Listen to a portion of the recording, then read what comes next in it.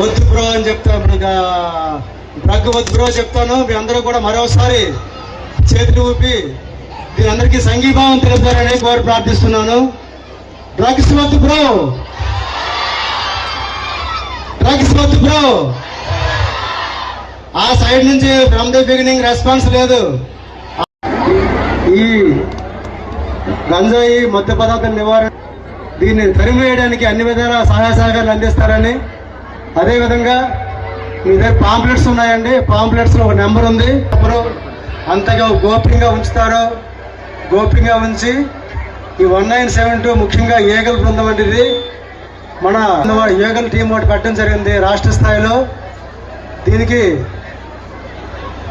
IG స్థాయి అధికారి అకే రామకృష్ణ గారు, డిగ్రీ కాలేజీల పిల్లలు, ఇంజనీరింగ్ పిల్లలు అందరూ చేరారు కాబట్టి మనం రికార్డు సాధించాం. మనం అందరినీ ఉద్దేశించి మాట్లాడాల్సిందిగా మన ఆర్టీఓ కృష్ణమూర్తి సార్. మనం ఈ ర్యాలీని ప్రారంభించాం. ఈ రోజు సుమారు ఇక్కడికి ఒక 5,000 మంది జనాభా వచ్చారు. ఈ 5,000 మందికి కూడా ఈ రోజు మనం చేస్తున్న ర్యాలీ ఎందుకు, ఏ విధంగా పెట్టాం, దేనికోసం పెట్టాం అన్న అవగాహన వస్తే ఆ 5,000 మంది మరొక 5,000 మందికి తెలియపరిచి వాళ్ళ ద్వారా అందరికీ కూడా అవేర్నెస్ కల్పించవచ్చు అనే ఒక ఆలోచనతో ఈ కార్యక్రమం చేయడం జరిగింది.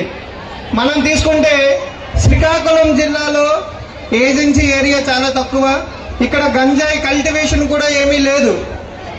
కానీ జిల్లాలో గంజాయి కల్టివేషన్ ఉంది కాబట్టి దానిని నిర్మూలించడానికి ప్రభుత్వం వైపు నుంచి చాలా చర్యలు తీసుకున్నారు. దాని వలన సుమారు 10,000 ఎకరాల్లో ఉన్నటువంటి గంజాయి సాగుని ఆల్మోస్ట్ నిల్లు చేశారు. అంటే భారతదేశ ప్రచారంలో పెద్ద సంఖ్యలో యువత చేరడం చాలా ముఖ్యం.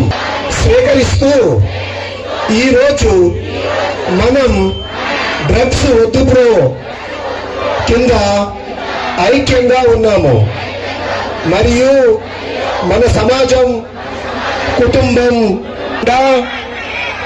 మనం కూడా మాదక ద్రవ్యాలకు దూరంగా ఉంటామని ప్రతిజ్ఞ చేస్తున్నాము. ఎందుకంటే మార్పు మనతోనే కలిసి మన శ్రీకాకుళం జిల్లా మరియు ఆంధ్రప్రదేశ్ రాష్ట్రాన్ని మాదక ద్రవ్య రహితంగా మార్చడానికి దృఢమైన నిర్ణయం తీసుకుందాం. నా దేశాన్ని మాదక ద్రవ్యాల